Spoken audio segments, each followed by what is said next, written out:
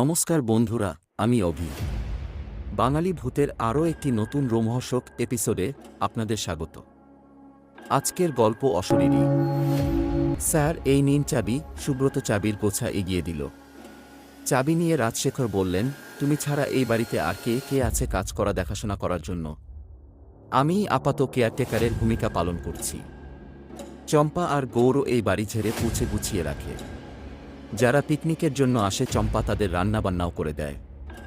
তবে রাতে কেউ থাকে না, তো আমরাও কেউ রাতে থাকি না। সন্ধ্যের মধ্যে কাজ শেষ করে বাড়ি ফিরে যাই। আমাদের বাড়ি অবশ্য খুব দূরে নয়। এই বাড়ির বাউন্ডারির ঠিক বাইরেই কিছু ঘর আছে, সেখানেই থাকি। আসলে বাড়ির যিনি প্রথম মালিক ছিলেন তিনি এই ব্যবস্থাই করেছিলেন। ঠিক আছে, তোমাকে ডাকলে যাতে পাওয়া যায় তার কি কোনো ব্যবস্থা আছে? হ্যাঁ আছে স্যার। যে ঘরে আপনারা শোবেন সেই ঘরে একটা দড়ি ঝুলতে দেখবেন। সেটা টানলে আমার ঘরের ঘণ্টাটা বেজে উঠবে। আমি জানতে পারবো আপনারা ডাকছেন। তুমি তো আমাকে সেই আদ্যিকালের গল্প শোনাচ্ছ। তোমার মোবাইল নেই যাতে ফোন করলে তুমি জানতে পারবে? হ্যাঁ আছে স্যার। তবে বুঝতেই তো পারছেন, গ্রামাঞ্চল তো সন্ধ্যার পর ভালোভাবে টাওয়ার কানেকশন পাওয়া যায় না। ও ঠিক আছে। তা তুমি কি এখনই চলে যাবে? তা কেন স্যার? আপনারা রাতে কি খাবেন সেটা বলে দিলে চম্পাকে দিয়ে বানিয়ে ঘণ্টাখানেক পরে এসে পৌঁছে দিয়ে যাব। রাজ ওর বন্ধু অনিমেষের দিকে তাকিয়ে বললেন, কি হে, রাতে কি খাবে? এরকম ব্যাপার জানলে খাবার কিনে নিয়ে আসতাম আসার পথে। অনি বললেন, আরে অত চিন্তা কিসের? ও তো বলছে রান্না করিয়ে দিয়ে যাবে। তাহলে বলো কি খাবে? বেশি আর কি, লুচি আর পাঁঠার কষা মাংস, আর একটু গা গরম করার পানীয়। তারপর সুব্রতর দিকে তাকিয়ে বলল, কি হে, হবে তো? হ্যাঁ হ্যাঁ, আমি নিয়ে আসব। ঠিক আছে, তাহলে এসো। আমরা একটু ঘুরে দেখি বাড়িটা কেমন। আর যে ঘরে শোবতা কেমন সাজিয়ে গুছিয়ে রেখেছ তোমরা। সুব্রত চলে যাওয়ার পর রাজ আর অনি নিচে ড্রয়িং রুম থেকে পায়ে পায়ে উঠে আসে দোতলায়। পুরনো দিনের জমিদারদের বাড়ি গঙ্গার পাড়ে। এককালে নাকি জমিদাররা এখানে থাকত, তারপর কোনো এক পুরুষ শহরের দিকে বাড়ি করে ওখানে সপরিবারে চলে যান। তারপর থেকে বাড়িটা পড়েছিল। কয়েক পুরুষ পর এক ছেলে, যে বর্তমানে বাড়ির মালিক, বাড়িটা ভাড়া দিচ্ছেন পিকনিক করার জন্য। এত বড় বাড়ি দেখাশোনা করে রাখার খরচ প্রচুর। বাড়ি ভাড়া দিলে কিছু টাকা তো উঠে আসে, তাই এই ব্যবস্থা। বাড়ির ভেতরে পা দেওয়ার পর ওদের দুজনেরই মনে হচ্ছিল যেন সত্যি জমিদার আমলে এসে উপস্থিত হয়েছেন। ওদের ঘরে এসে উপস্থিত হলেন ওরা দুজনে। বেশ উঁচু রাজকীয় খাটে শুভ্র সফেন বিছানা পাতা, তার সাথে বালিশ কোলবালিশ সব আছে। ঝাড়বাতিটা জ্বলছে, এক মায়াবী পরিবেশ তৈরি হয়েছে। পাখার সুইচ দিতে পাখা বেশ জোরে ঘুরতে শুরু করল। ওরা ঘরের লাগোয়া বাথরুমে এক এক করে ফ্রেশ হয়ে এলেন। রাজ দোতলার লাগোয়া বারান্দার দিকে এগিয়ে গেলেন। তারপর হাত দিয়ে দরজার ছিটকিনি খুললেন, কিন্তু দরজা খুলল না। বেশ চাপ দিতে হলো ওটাকে ঠেলে খুলতে। অবশ্য দরজা খুলে যেতেই এক ঝলক ঠান্ডা হাওয়া এলো ঘরে। ততক্ষণে বাথরুম থেকে অনিও বেরিয়ে এসেছেন। বললেন, রাজ, তোমার জন্য একদিনের জন্য নিজেকে জমিদার বাড়ির সদস্য মনে হচ্ছে। রাজ হাসলেন, তবেই বলো, তুমি তো ভাই আসতেই চাইছিলে না। তখন কি আর বুঝেছি এত সুখ কপালে নাচছে। হঠাৎ দরজায় এসে উপস্থিত হল সুব্রত। বলল, স্যার, আপনাদের খাবার নিয়ে এসেছি। নিচে ডাইনিংয়ে খাবেন না, এখানে দিয়ে যাব। নিচেই চলো, বিছানায় বসে কি আর খাওয়া যায়? চলুন বলেই সুব্রত চোখে পড়ল বারান্দার দিকে খোলা দরজার উপরে। বলল, এটাকে খুলল। রাজ উত্তর দিলেন, আমি। ঘরের গরম হাওয়াটা বেরিয়ে যাবে।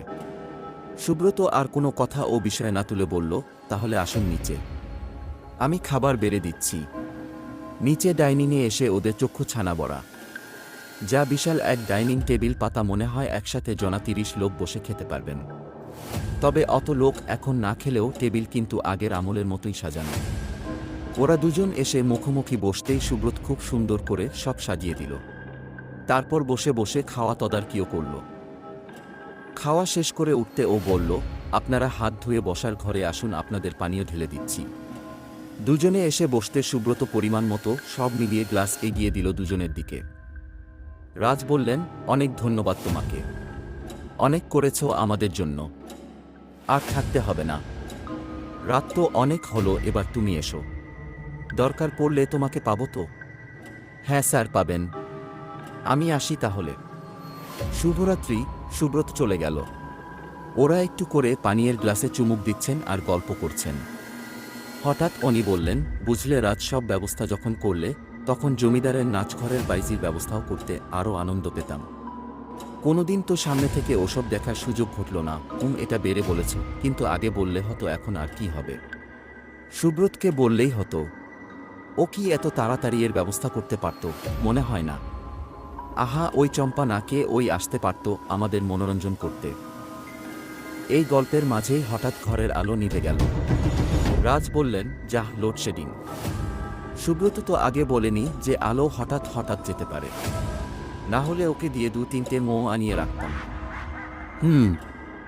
এরকম বাড়িতে আলো চলে গেলে কেমন যেন অনুভূতি হয়। কি হে, তোমার ভয় করছে নাকি? ঠিক ভয় নয়।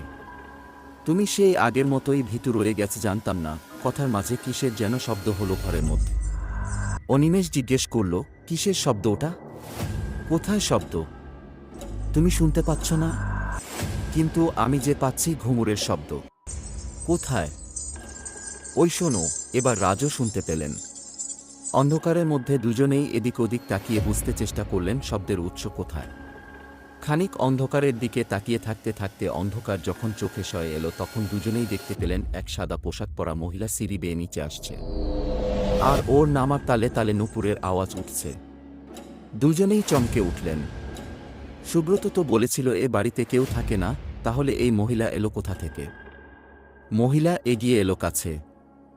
রাজ ভয়কে পাত্তা না দিয়ে জিজ্ঞেস করল, কে আপনি? কিন্তু প্রশ্ন করতে করতেই টের পেল ওর নিজেরই আওয়াজ অত চেষ্টার পরেও কেঁপে উঠল। মহিলার হাসি শোনা গেল। সে কি, তোমরা নর্তকীকে আহ্বান করলে আর এখন চিনতে পারছ না? তোমাকে কে ডাকলো? আমরা তো ডাকিনি। দেখেছ তো? তা কি নাচ দেখবে? কত্থক নাকি আধুনিক কিছু? তুমি যাও, তোমায় আমরা ডাকিনি। এখন ডাকনি, কিন্তু তখন তো ডেকেছিলে। আর আমি আমার শিশু সন্তানকে ছেড়ে আসতে চাইনি বলে জোর করে ধরে এনেছিলে। আর যাতে ভবিষ্যতেও একই সন্তানের দোহাই না দিতে পারি, তাই ওকে মেরেই দিলে। কি সব বলছো আজগুবি? আমরা তোমাকে চিনি না। চেনো চেনো। তোমাদের রক্তে আছে নারীদের নিয়ে ফুর্তি করা, বদমাইশি করা, আর তোমাদের কথা মতো না চললে তাদের পৃথিবী থেকেই হাফিজ করে দেওয়া।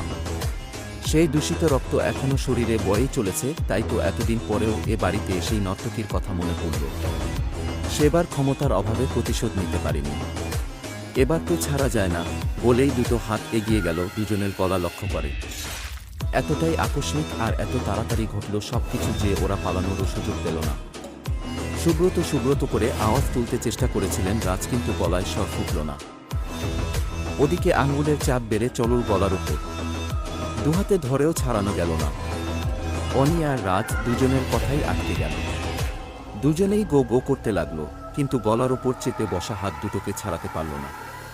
খানিক পরে দুজনেই গড়িয়ে পড়ল মাটিতে। কিছুদিন পরে পুলিশ এসে উদ্ধার করল পচে গলে যাওয়া দুটি দেহ।